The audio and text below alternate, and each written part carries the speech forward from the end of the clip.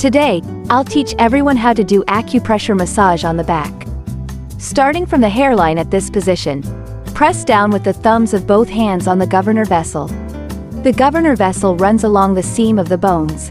Do not press on the bones themselves. Locate the seam between the bones. Press at each seam, from the Feng Fu point to our Beihui area. Next, press at the intersection of the trapezius muscle and the bladder meridian. Press every inch,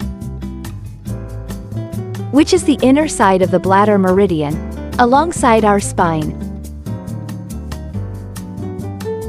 Then, press at the intersection here to our trapezius muscle.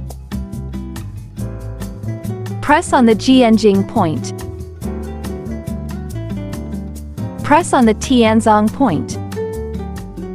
Finally, pull up to the Fengqi point and Feng Fu point.